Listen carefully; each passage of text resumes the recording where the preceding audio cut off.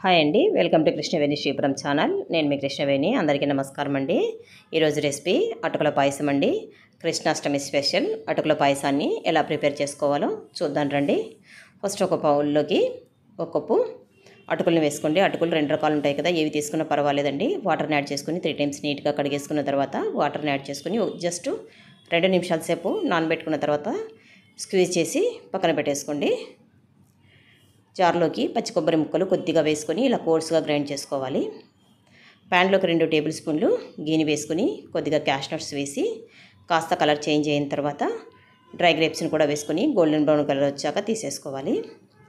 ఒక బౌల్లోకి 1/2 కప్పు బెల్లం అలాగే 1/4 కప్పు వాటర్ని వేసుకొని లో టు మీడియం ఫ్లేమ్లో పెట్టేసుకొని జస్ట్ బెల్లం కరిగే వరకు ఉంచుకోవాలండి. హై ఫ్లేమ్లో మాత్రం పెట్టొద్దు. ఇలా బెల్లం కరిగిన తర్వాత ప్యాన్లోకి స్ట్రైనర్ తోటి వడగట్టి తీసుకోవాలి. ఫ్లేమ్ అనేది సిమ్లోనే పెట్టేసుకోండి.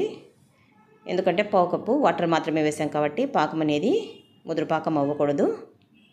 వెంటనే పాకాన్ని చెక్ చేసుకోండి. పాకం అనేది వీడియోలో చూపించిన విధంగా ఇలా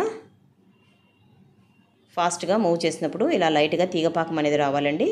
ఇలా వచ్చిన తర్వాత ఇప్పుడు ఇందులోకి గ్రైండ్ చేసినటువంటి కొబ్బరిని వేసుకోండి. పచ్చి కొబ్బరి తురుముని వేసేసుకొని 2 నుంచి 3 నిమిషాలు దీన్ని ఫ్రై చేసుకున్న తర్వాత స్క్వీజ్ చేసి పెట్టుకున్నటువంటి అటుకులు అలాగే ఫ్రై చేసి పెట్టుకున్నటువంటి క్యాష్నట్స్ డ్రై గ్రేప్స్ను గీతో సహా వేసుకోండి.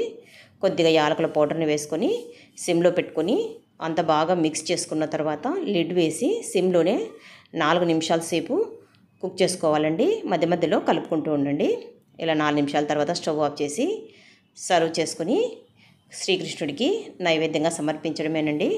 ఈ కృష్ణాష్టమికి మీరు కూడా ఈ అటుకుల పాయసాన్ని ప్రిపేర్ చేసి శ్రీకృష్ణుడికి నైవేద్యంగా సమర్పించండి. ఈ వీడియో కనుక నచ్చినట్లయితే లైక్ చేయండి, షేర్ చేయండి, సబ్స్క్రైబ్ చేయండి. Thank you for watching.